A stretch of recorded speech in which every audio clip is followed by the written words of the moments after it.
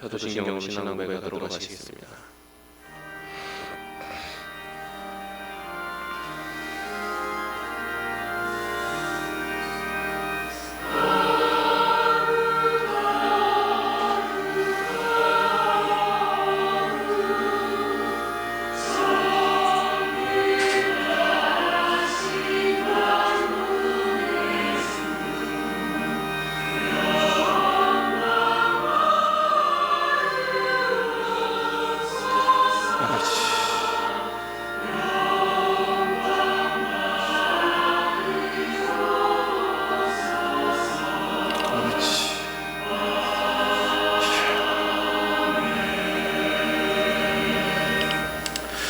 전능하사 천지를 만드신 하나님 아버지를 내가 믿사오며 그 외아들 우리 주 예수 그리스도를 믿사오니 이는 성령으로 잉태하사 동정녀 마리아에게 나시고 본디오 빌라도에게 고난을 받으사 십자가에 못 박혀 죽으시고 장사한 뒤 사흘 만에 죽은 자 가운데서 다시 살아나시며 하늘에 오르사 전능하신 하나님 우편에 앉아 계시다가 저리로서 산자와 죽은 자를 심판하러 오시리라.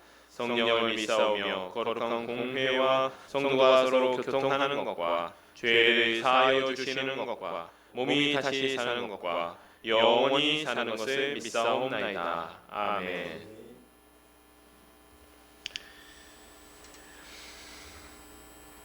이 시간은 찬송 342장 부르시겠습니다.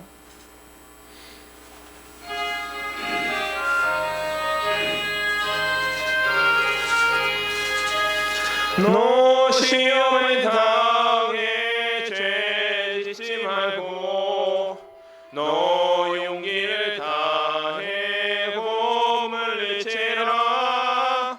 너 시험을 이겨 새 힘을 얻고 주 예수를 믿어 늘 승리하라.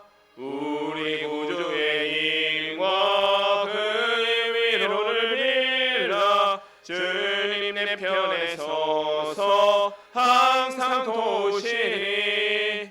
내 친구를 삼가 잘 선택하고 너 언행을 삼가 늘 조심하라. 너 열심을 다해 늘 충성하고 온 정성을 다해 주 봉사하라. 우리 구주의 힘과 그의 위로를 빌라. 주님 내 편에 서서 항상 도우시리. 잘 이기는 자는 상 받으리니 너 낙심치 말고 늘 전진하라. 내 구세주 예수 힘 주시리니 주 예수를 믿어 늘 승리하라. 우리 구주의 힘과 그의 위로를 빌라. 주님 내 편에 서서 항상 도우시리. 아멘. 제가 기도하도록 하겠습니다. 사랑과 공의의 하나님, 오늘도 저희를 예배 자리에 불러주시는 은혜를 찬양합니다.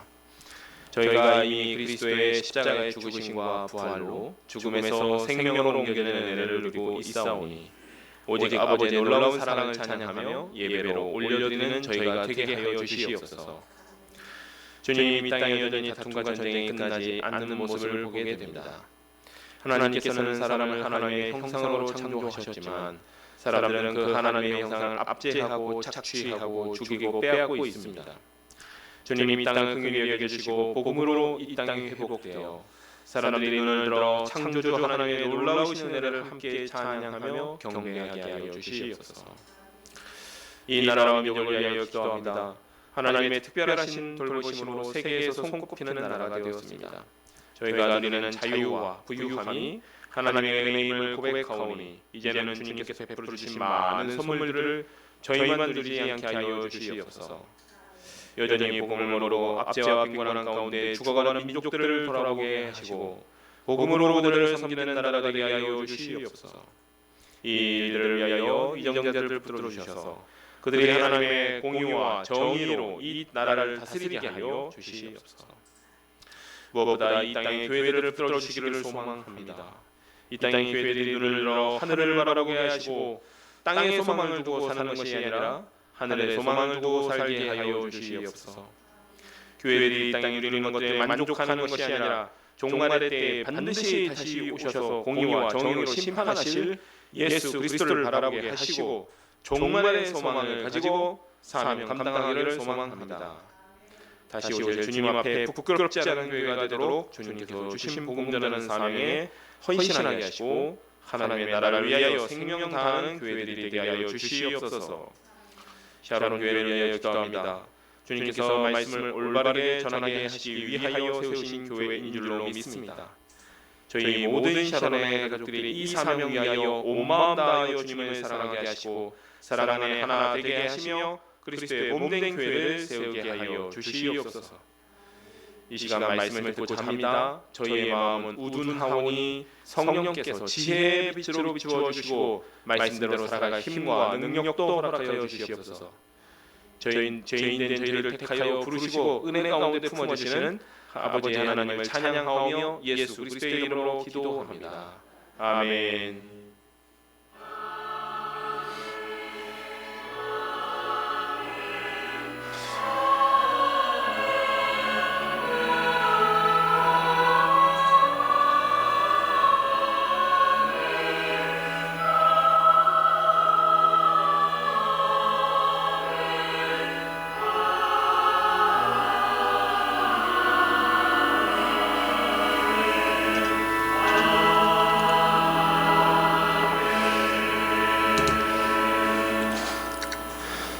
이 시간 저에게 주신 하나님의 말씀은 욥기 9장 15절에서 24절 말씀입니다. 욥기 9장 15절에서 24절 말씀입니다. 구약성경 770페이지에 있습니다.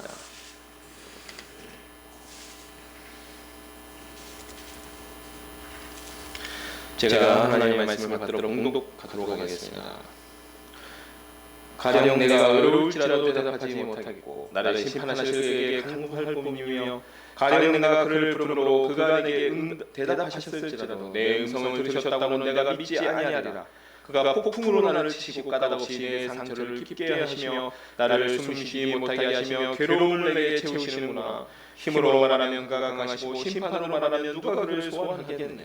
가령 내가 어려울지라도 내 이 나라를 정죄하니 가령 내가 온전할지라도 나라를 정죄하시리라. 나는 온전하다마는 내가 나를 돌아보지 아니하고 내 생명을 천히 여기는구나. 일이 다 같은 것이라. 그러므로 나는 말하기를 하나님이 온전한 자나 악한 자나 멸망시킨다 하나니 갑자기 재난이 닥쳐 죽을지라도 무죄한 자의 절망도가 비웃으시리라. 세상이 악인의 손에 넘어갔고 재판관의 얼굴도 가려졌나니 그렇게 되게 한 이가 그가 아니시면 누구냐. 아멘. 네. 지난 시간 저희는 엘리바스의 말에 대한 욥의 대답과 또 빌닷의 말을 살펴보았습니다. 욥은 수개월 동안 당한 고통 때문에 자기의 생일을 저주하는 말이 나오는 것이 당연하다. 너무 당연한 것이다. 나의 고통이 너무 큰 것이기 때문에 라고 항변합니다. 이어서 자신의 소망이 모두 끊어졌기 때문에 죽는 것만이 나의 소망이다 라고 이야기하고 있습니다. 그리고 친구들에 대한 서운함을 토로합니다. 마치 근동 지역의 변덕스러운 이 개울처럼 욥이 힘이 있을 때는 언제든지 도움을 줄 것처럼 행동을 하다가 막상 욥이 어려움에 처하자 어떤 도움도 주지 않았습니다. 도움을 주지 않는 정도가 아니라 막상 욥이 어려움에 처하자 그에게 가장 독한 말로 악한 말로 욥에게 상처를 주고 있습니다. 욥은 엘리바스와 친구들에게 반문하고 있습니다. 하나님께서 나의 죄로 인하여 나를 심판하신 것이라면 도대체 나의 그 죄가 무엇이냐?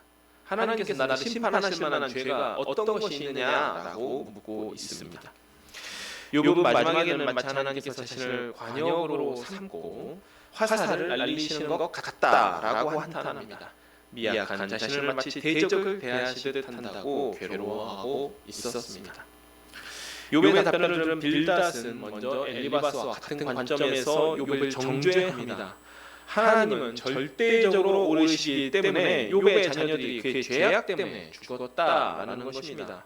그러면서 마치 욥에게 하나님을 찾고 기도하라고 충고하고 있습니다. 이어서 그는 자연에서 볼 수 있는 상식으로 인과 응보를 설명하고자 합니다. 파피루스 갈대가 이 습지에서 자라는 것처럼 그것이 하나님의 섭리이듯이 하나님을 떠난 자는 잠깐은 형통할 수 있지만 결국은 망하게 된다라고 이야기한 것이죠. 역시 하나님의 섭리는 깨달았지만 하나님의 인과 응보를 실현시키는 마치 어떤 기계적이신 분으로 인과 응보를 실현하는 기계적이신 분으로만 이해하고 있습니다. 또한 사실 그에게 하나님이 그러한 하나님이셔야 하는 이유가 있었죠. 바로 욥을 정죄하기 위해서입니다. 하나님에 대한 어떤 특별한 계시나 깨달음이 있어서 욥을 그대로 정죄한다기보다는 욥을 정죄해야 되기 때문에 하나님을 그런 인과 응보의 하나님이라고만 딱 한정지어놓는 그런 모습이 보인다라고 하는 것이죠. 이 시간은 빌닷의 말에 대한 욥의 답변을 살펴보도록 하겠습니다. 9장 1절입니다. 욥이 대답하여 이르되 진실로 내가 이 일이 그런 줄 알거니와 인생이 어찌 하나님 앞에 외로우랴. 사람이 하나님께 변론하기를 좋아할지라도 천마디에 한마디도 대답하지 못하리라. 그는 마음이 지혜로우시고 힘이 강하시니 그를 거슬러 스스로 완악하게 행하고도 형통할 자가 누구이랴. 그가 진노하심으로 산을 무너뜨리시며 옮기실지라도 산이 깨닫지 못하며 그가 땅을 그 자리에서 움직이시니 그 기둥들이 흔들리도다. 그가 해를 명령하여 뜨지 못하게 하시며 별들을 가두시도다. 그가 홀로 하늘을 펴시며 바다 물결을 밟으시며 북두성과 삼성과 묘성과 남방의 일시를 만드셨으며 측량할 수 없는 큰 일을 셀 수 없는 기이한 일을 행하시느니라. 그가 내 앞으로 지나가시나 내가 보지 못하며 그가 내 앞에서 움직이시나 내가 깨닫지 못하느니라. 하나님께서 빼앗으시면 누가 막을 수 있으며 무엇을 하시나이까 하고 누가 물을 수 있으랴. 하나님이 진노를 들이키지 아니하시나니 라합을 돕는 자들이 그 밑에 굴복하겠거든. 하물며 내가 감히 대답하겠으며 그 앞에서 무슨 말을 택하랴.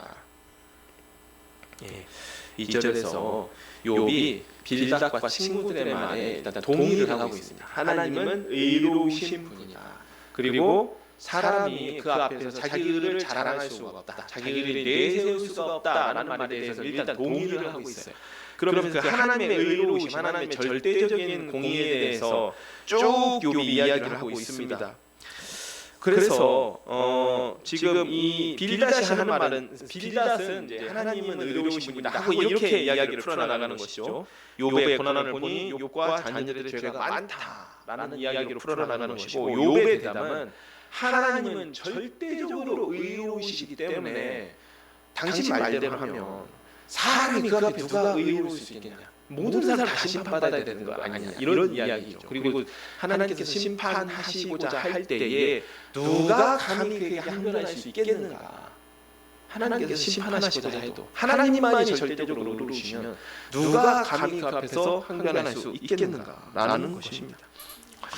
여기까지 욥과 친구들의 하나님에 대한 생각은 같다. 같은 관점에서 하나님을 지금 이해하고 있다라는 것을 알 수가 있습니다. 다만 욥은 이런 것이죠. 징계하고자 하는 그 하나님만 의로우시면 하나님이 징계하고자 하실 때 누가 막을 수 있겠는가.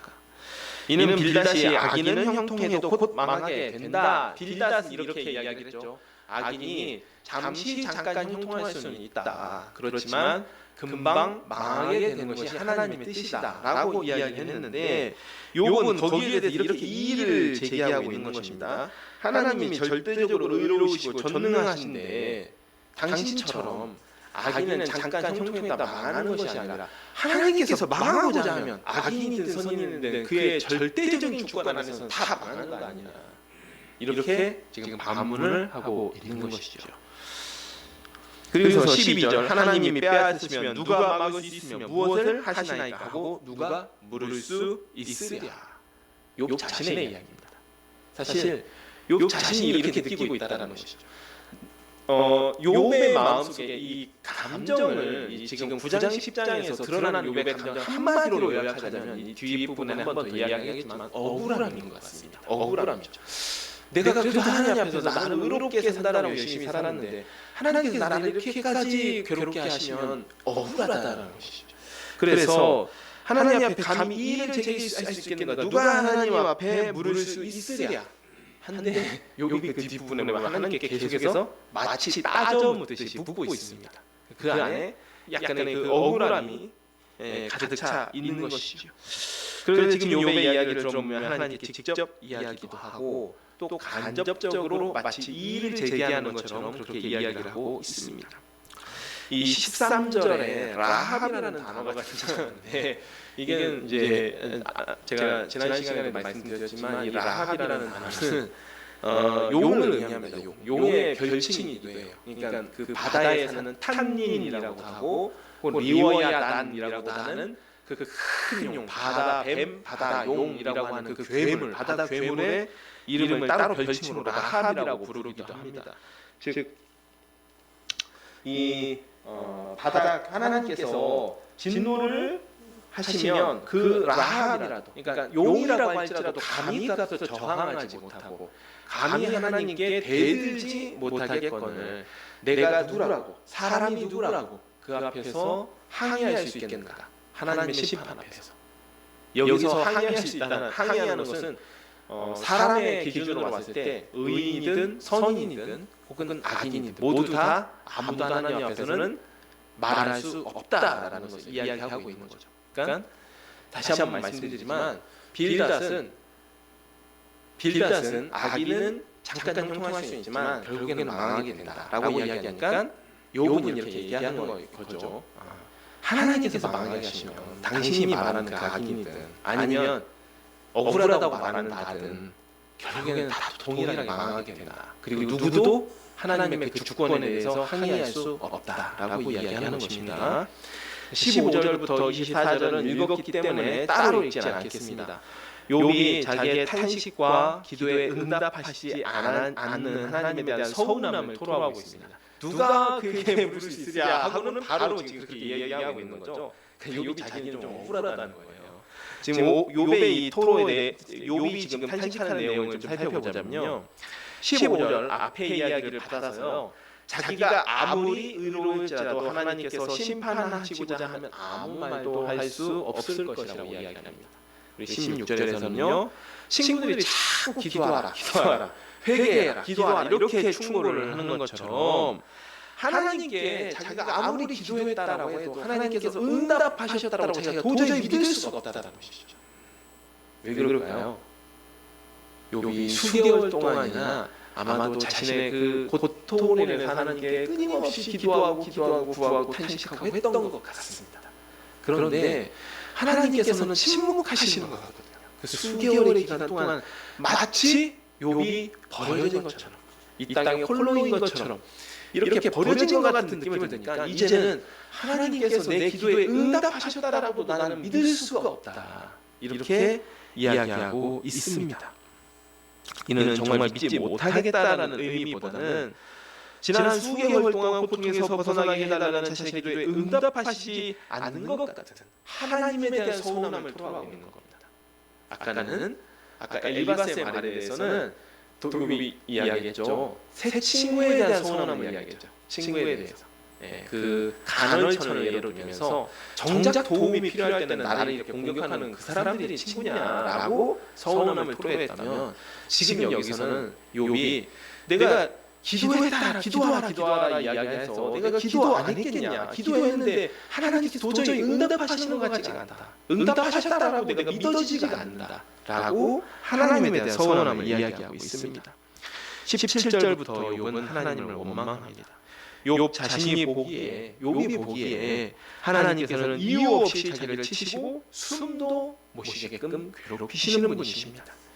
20절부터 가령이라는 말이 나오죠. 이 가령이라는 말은 어떤 상황을 가정해서 이야기하는 것인데 사실은 말만 가정해서 이야기할 뿐이지 문법적으로만 가정해서 이야기할 뿐이지 다 욥 자신의 이야기입니다. 가령 이렇게 한다고 하자. 가령 이렇게 한다고 하자. 그게 아니라 욥 진짜 자기가 지금 하고 싶은 얘기를 가정법으로 이야기하고 있어요. 참 하나님을 직접적으로는 원망하기, 또 직접적으로 불평을 꺼내기가 어려우니까 가정법을 사용해서 애둘러서라도 하나님에 대한 서운함을 표현하고 하나님을 원망하고 있습니다. 욥 자신이 아무리 의로워도 하나님께서 욥을 정죄하시고 딱 점 찍고서 정죄하시기 시작하면 사람으로서 도리가 없다라는 것이죠. 욥 자신의 고통이 너무 심한데 옆에서 친구들이 자꾸 부하가 친밀게끔 충고를 하니 욥의 답변이 자꾸만 하나님에 대한 선을 조금씩 넘어가고 있어요. 그래서 이 욥기 뒷부분을 보면 사실은 욥의 말이 처음에는 뭐 크게 잘못된 것이 없다고 할지라도 욥기가 가면 갈수록 욥의 대답이 점점 어떤 식으로 가면 나는 의로운데 하나님께서 괜히 나를 이렇게 괴롭히신다. 이렇게 마치 하나님께 어떠한 허물이 있는 것처럼 이렇게 돌리고 있습니다. 욥이 처음부터 그렇게 이야기가 진행된다라기보다는 계속해서 주변 사람들이 자기를 죄인이라고 손가락질하고 정죄하고 이러다 보니 자기 변명을 한다라는 것이 계속해서 자기 변명에 이미 이제 빠져버리게 되는 것이죠. 그래서 그런 부분들을 좀 생각하시면서 성경을 읽어가시면 더 욥기가 잘 이해가 되실 줄로 믿습니다. 22절에서는 하나님은 온전한 자나 악한 자나 둘 다 멸망시키는 자라고 단정짓고 있습니다. 조금 위험하죠. 하나님은 온전한 자나 의인이나 다 멸망하신다. 이거는 자기는 의로운데 자기는 큰 잘못이 없는 하나님께서 자신을 멸망시키셨다, 망하게 하셨다 하는 이야기와 다를 바가 없습니다. 빌다시 하나님의 악의 형통함을 두고 보지 않으신다. 반드시 악인을 망하게 하신다라고 이야기하자 욥은 아니 제가 경험해 보니까 하나님만 홀로 의롭기 때문에 그 앞에서는 의인이나 죄인이나 다 망하게 하시리다. 이렇게 대답을 한 것이죠. 심지어 23절에서는 무죄한 자의 죽음까지 하나님께서 비웃으시신다. 이렇게 이야기하고 있어요. 너무너무 지금 욥이 하나님께 서운한 것이죠. 무죄한 자의 죽음을 하나님께서 비웃으시는 것 같다. 내가 망하는 것을 하나님께서 침묵하시는 것을 마치 비웃으시는 것 같다라고 토로하고 있습니다. 24절에 욥이 볼 때 세상은 이미 악한 자의 손에 넘겨졌고 재판관이신 하나님의 얼굴도 가리워졌습니다. 세상이 이렇게 된 게 누구의 탓이냐? 욥은 지금 이렇게 얘기하는 하나님께서 침묵하셨기 때문이다. 하나님께서 세상이 악한 자의 손에 넘어가도록 재판관이신 하나님께서 그걸 제지하셨어야 되는데 하나님께서 모르는 척 넘어가신 것 같다라고 이야기하고 있습니다. 약간 이런 태도를 우리가 이렇게 이야기하죠. 염세주의적 태도라고 얘기하죠. 세상에 대해서 염증이 난 듯한 그런 태도를 가지고 있습니다. 또 욥이 생각할 때 자신의 믿음에 응답해 주시지 않는 하나님께 잔뜩 지금 뿔이 난 상태라고 볼 수 있습니다. 자기 기도에 응답하시지 않으신 하나님께서는 욥의 고통당하는 모습을 몰래 지켜보시고 마치 비웃으시는 것 같이 느껴집니다. 또 악한 자나 의로운 자나 하나님 앞에서는 동일하게 멸망한다는 이야기는 지금까지 신앙을 지키며 의롭게 살아온 자신의 삶에 대한 자조적인 탄식이기도 합니다. 이어지는 욥의 탄식은 점점 의로운 삶에 대해서 허무한 의로운 삶이 너무나 허무한 것이다. 아무리 의롭게 살아봤자 그 아무 소용없어 라는 식으로 점점 고조되고 있습니다. 25절부터 보도록 하겠습니다. 나의 날이 경주자보다 빨리 사라져버리니 복을 볼 수 없구나. 그 지나가는 것이 빠른 배 같고 먹이에 날아 내리는 독수리와도 같구나. 가령 내가 말하기를 불평을 잊고 얼굴빛을 고쳐 즐거운 모양을 하자 할지라도 내 모든 고통을 두려워하오니 주께서 나를 죄 없다고 여기지 않으실 줄을 아나이다. 내가 정죄하심을 당할지 어찌 헛되이 수고하리까. 내가 눈노물로 몸을 씻고 제물로 손을 깨끗하게 할지라도 주께서 나를 개천에 빠지게 하시니 내 옷이라도 나를 싫어하리이다. 하나님은 나처럼 사람이 아니신즉 내가 그에게 대답할 수 없으며 함께 들어가 재판할 수 없고 우리 사이에 손을 얹을 판결자도 없구나. 주께서 그의 막대기를 내게서 떠나게 하시고 그의 위험 나라를 두렵게 하지 아니하시기를 원하노라. 그리하시면 내가 두려움 없이 말하리라. 나는 본래 그렇게 할 수 있는 자가 아니니라. 25절과 26절 말씀을 딱 한마디로 요약하자면 인생 무상이죠. 인생은 무상하다. 조금 더 한마디 더 추가하면 의롭게 살아도 인생이 무상하더라 라고 이야기하고 있는 것입니다. 고통을 당하며 속절없이 인생이 흘러가는 것에 대한 한탄입니다. 27절과 28절을 보면 욥도 자기가 불평하고 있다는 사실을 지금 알고 있어요. 지금 제대로 알고 있지만 그러나 내가 고통을 두려워하오니 이 표현은 너무나 고통스러워서 내가 불평하고 있다는 것을 잘 알고 있습니다. 그런데 너무나 고통스러워서 원망과 불평이 떠나지 않고 있습니다 라고 고백하고 있는 것입니다. 그러나 하나님께서 자신을 보고 정죄하실 것이 그렇기 때문에 자기가 아무리 고통을 두려워해서 하나님을 내가 이렇게 그 친구들이 충고하는 대로 뭐 가령 뭐 이렇게 회개하고 하나님께 기도하고 돌이킨다라고 할지라도 하나님께서 다시 나를 정죄할 것이 뻔하기 때문에 그래서 포기하겠다라는 거예요. 하나님께 뭐 이렇게 구하고 이런 포기하고 싶습니다 라고 지금 이야기하는 것입니다. 이건 이제 욥의 오해이죠. 욥의 오해입니다. 하나님은 절대적으로 의로우신 분이기 때문에 그 앞에서 의롭게 살아봤자 어차피 나는 죄인인 거 아니니까 일견은 맞는 말입니다. 하나님만이 절대적인 의로우신 하나님의 절대적인 공의 앞에서 인간의 의로움이라는 것은 한낱 아무런 뭐 이렇게 공로로서 내세울 것이 없는 것이죠. 다만 우리가 하나님의 그 구원해 주시는 은혜를 입은 자로서 하나님의 자녀로서 살아가야 되는 우리에게는 그러한 과제, 이 그리스도인으로서의 사명이 남아 있는 것입니다. 그런데 지금 욥은 반대로 이야기하고 있어요. 욥은 반대로 하나님은 의로우시기 때문에 그 기준에 누가 맞출 수 있겠습니까? 하나님의 그 절대적인 기준에 누가 맞출 수 있겠습니까? 그럼 이제부터 나도 포기하겠습니다. 나도 의롭게 살아가는 거, 정직하게 살아가는 거, 신앙 지키면서 살아가는 거, 하나님 앞에 아무런 공로로 세울 수 없다면 그럼 나도 이제 포기하겠습니다. 이렇게 이야기하고 있는 것입니다. 30절에서는 친구들이 충고하는 것처럼 회개하고 정결하게 한다 할지라도 하나님께서 다시 정죄하실 것이라고 믿고 있습니다. 욥이 지금 굉장히 하나님에 대한 신뢰가 바닥까지 지금 떨어져 있다는 것을 알 수 있죠. 믿음이 지금 완전히 다 거의 사라져버린 것처럼 그렇게 지금 이야기를 하고 있습니다. 10장으로 넘어가도록 하겠습니다. 내 영혼이 살기에 곰팡이 내 불평을 토로하고 내 마음이 괴로운 대로 말하리라. 내가 하나님께 아뢰오니 나를 정죄하지 마시고 무슨 까닭으로 나와 더불어 변론하시는지 내게 알게 하옵소서. 아까 빌닷의 말에 대답할 때는 이렇게 빌닷의 말이 아니라 빌닷의 말에 대답할 때 이렇게 얘기했죠. 빌닷의 말이 아니라 엘리바스의 말을 대답할 때 내가 뭘 잘못했는지 나에게 알게 하라 라고 답변했죠. 욥의 대답이 그거였습니다. 빌닷의 공격에 대한 욥의 대답이 네가 망한 것을 보니까 하나님 분명히 네가 죄가 있는 거야 라고 이야기하니까 욥의 대답은 엘리바스가 그렇게 얘기를 하니까 욥의 대답은 그렇다면 내가 뭘 잘못했는지 네가 당신이 한번 얘기해봐라. 그게 욥의 대답이었죠. 그리고 나서 빌닷의 말에 다시 한번 욥이 하나님께 이번에 이렇게 되묻고 있습니다. 하나님, 제가 뭘 잘못해서 제가 이렇게 고난을 당해야 되는지 하나님께서 좀 알려주십시오. 이렇게 지금 대답하고 있는 거예요. 욥의 마음 가운데 지금 억울함이 나는 그래도 신앙을 지키면서 이렇게 어렵게 믿음을 지키면서 신실하게 살아왔는데 이렇게 고난을 당하는 것에 대한 억울함이 지금 가득한 것이죠. 주께서 죄의 손으로 지으신 것을 학게 하시며 멸시하시고 악인에게 빛을 비추시기를 선히 여기시나이까.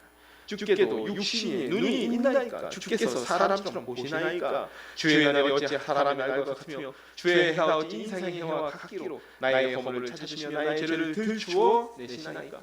주께서는 내가 악하지 않은 줄 아시나이다. 주의 손에서 나를 벗어나게 할 자도 없나이다. 주의 손으로 나를 뒤지셨으며 만지셨는데 이제 나를 멸하시나이다. 기억하옵소서. 주께서 내 몸 지으시기를 흙을 뭉치듯 하셨거늘 다시 나를 티끌로 돌려보내려 하시나이까. 주께서 나를 젖과 같이 쏟으셨으며 엉긴 젖처럼 엉기게 하지 아니하셨나이까. 피부와 살을 내게 입히시며 뼈와 힘줄로 나를 엮으시고 생명과 은혜를 내게 주시고 나를 보살피심으로 내 영을 지키셨나이다. 그러한데 주께서 이것들을 마음에 품으셨나이다. 이 뜻이 주께 있는 줄을 내가 아나이다. 내가 범죄하면 주께서 나를 죄인으로 인정하시고 내 죄악을 사하지 아니하시나이다. 내가 악하면 화가 있을 것이오며 내가 의로울지라도 머리를 들지 못하는 것은 내 속에 부끄러움이 가득하고 내 환난을 내 눈이 보기 때문이니이다. 내가 머리를 높이 들면 주께서 젊은 사자처럼 나를 사냥하시며 내게 주의 놀라움을 다시 나타내시나이다. 주께서 자주 증거하는 자를 바꾸어 나를 치시며 나를 향하여 진노를 더하시니 군대가 번갈아서 치는 것 같으니이다. 주께서 나를 태에서 나오게 하셨으면 어찌함이니까. 그렇지 아니하셨더라면 내가 기운이 끊어져 아무 눈에도 보이지 아니하셨을 것이라. 있어도 없던 것 같이 되어서 태에서 바로 무덤에 옮겨졌으리이다. 내 나는 적지 아니하니까. 그런즉 끝이시고 나를 버려주사 잠시나마 평안하게 하시되 내가 돌아오지 못할 땅 곧 어둡고 죽음의 그늘진 땅으로 가기 전에 그리하옵소서. 땅은 어두워서 흑암 같고 죽음이 그늘져서 아무 구별이 없고 광명도 흑암 같으니이다. 9장에서는 욥이 하나님께서 의인과 악인을 가리지 않는다라고 불평했습니다. 10장에서는 욥이 하나님께 직접적으로 탄원하고 기도하는 내용입니다. 9장의 내용에 이어서 하나님께 자기의 죄가 도대체 무엇인지 알려달라라고 절규하고 있습니다. 자신의 죄가 무엇인지 알려달라는 이야기는 사실 여전히 욥이 자기가 당하는 고난을 심판으로 이해하고 있다라는 거죠. 욥 자신도 자기가 당하는 고난을 심판으로 이해하고 있습니다. 그렇기 때문에 억울한 거죠.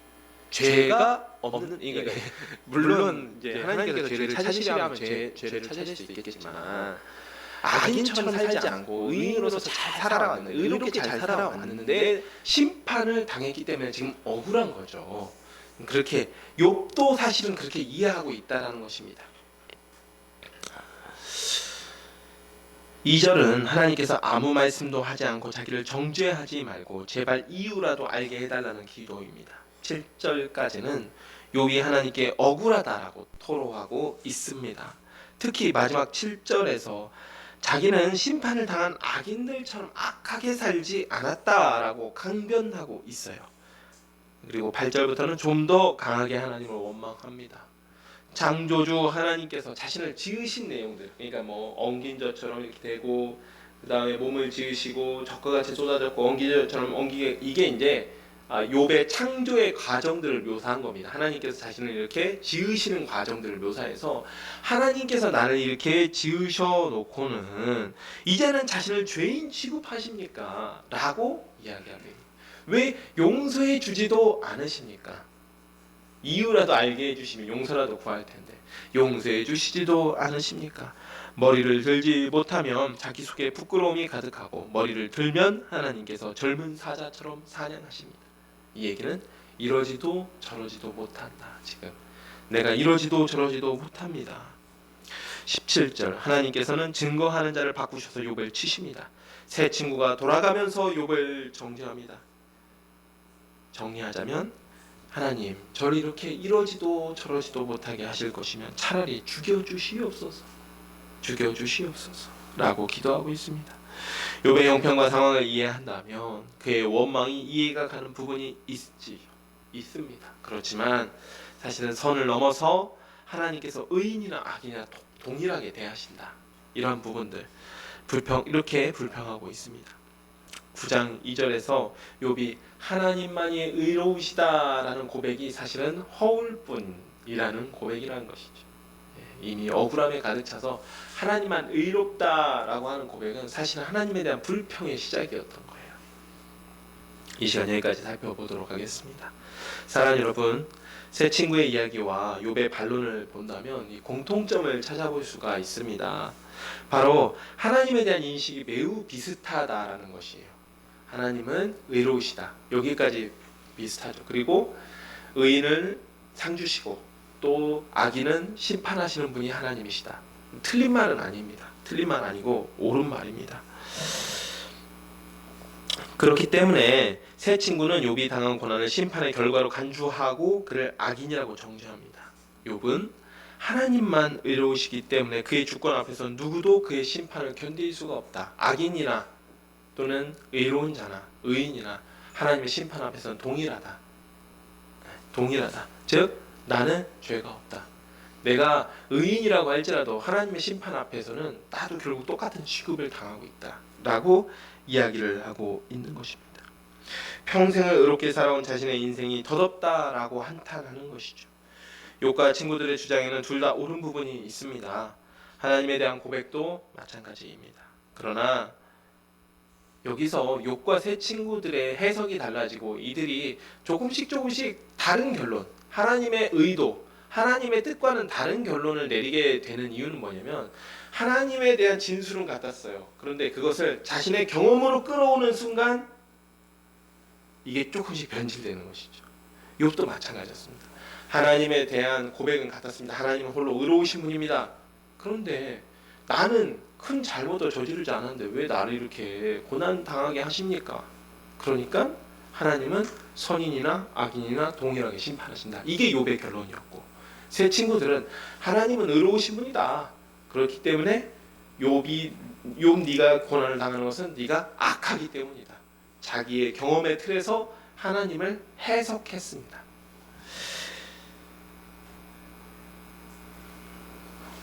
이처럼 우리가 이해할 수 없는 고난을 만날 때 우리의 경험 안에서 하나님을 해석하려고 하다 보다가는 하나님을 크게 오해하거나 혹은 욥처럼 큰 시험에 빠질 수가 있습니다. 왜? 라는 고난의 이유에 대해서는 오직 하나님만이 확실하게 답하실 수가 있고, 때로는 욥이 질문하듯이 하나님께 마치 따지듯 질문하듯이 하나님께서 왜? 라는 질문에 대해서는 답변을 잘 안 하실 때가 많은 것 같습니다. 저희가 신앙생활을 해나가면서 보면 사실 저도 그렇게 오래 하진 않았지만 어른들의 경우도 마찬가지죠. 고난을 많이 당하실 때 하나님 왜 이렇게 저에게 이렇게 고난을 주십니까? 할 때 하나님은 침묵하실 때가 많으세요. 침묵하실 때가 많습니다. 그렇기 때문에 억지로 그것들을 해석하려다 보면 시험에 빠지는 것이죠. 하지만 우리가 어떻게에 초점을 맞추게 되면 우리의 신앙은 좀 더 단순하고 명료해집니다. 자, 그러면 시험에 당했을 때, 고난 당할 때 우리는 어떻게 해야 되는가에 대한 대답은 굉장히 단순하고 명료하다라는 것이죠. 어떻게에 대한 답은 우리를 구원하신 예수 그리스도의 사랑으로 그 은혜에 피하는 길밖에는 없습니다.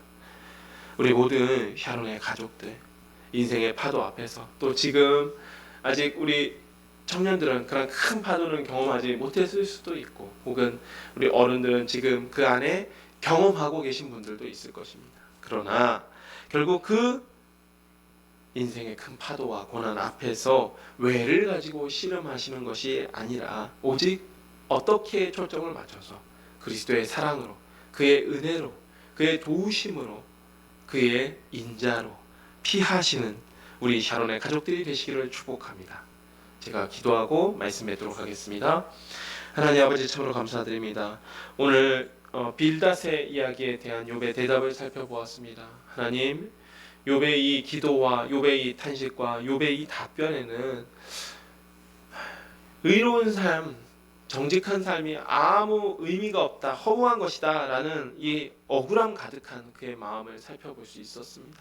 주님, 아마도 그가 고난을 당한 이후에 초점을 맞추었기 때문일 것입니다. 주님, 그러나 우리가 고난을 당하는 이유, 우리가 알지 못하고 또 우리가 깨닫지 못하는 그 이유에 초점을 맞추기보다 어떻게 하면 고난을 이길 수 있을지, 어떻게 하면 잘 살아갈 수 있을지에 초점을 맞추게 하시고, 그로 말미암아 오직 예수 그리스도의 은혜와 사랑에 피할 수 있는 우리 샤론의 가족들이 되게 하여 주시옵소서. 예수님의 이름으로 기도합니다. 아멘. 이 시간 54장 찬송하신 후에 주기도문으로 예배 마치도록 하겠습니다.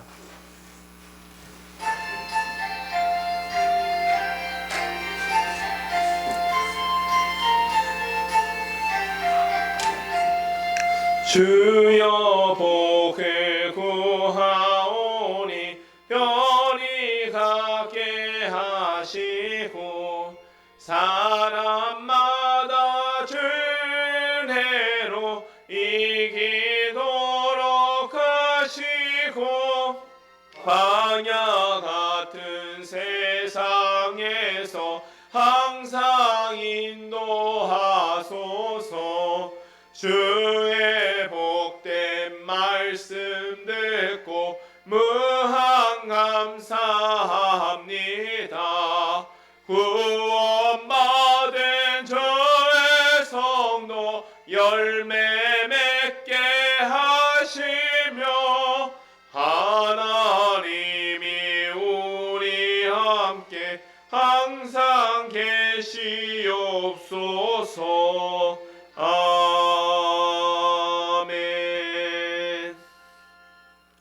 하늘에 계신 우리 아버지여, 이름이 거룩히 여김을 받으시오며 나라가 임하시오며 뜻이 하늘에서 이루어진 것 같이 땅에서도 이루어지이다. 오늘 우리에게 일용할 양식을 주시옵고 우리가 우리에게 죄 지은 자를 사하여 준 것 같이 우리 죄를 사하여 주시옵고 우리를 시험에 들게 하지 마시옵고 다만 악에서 구하시옵소서. 나라와 권세와 영광이 아버지께 영원히 있사옵나이다. 아멘.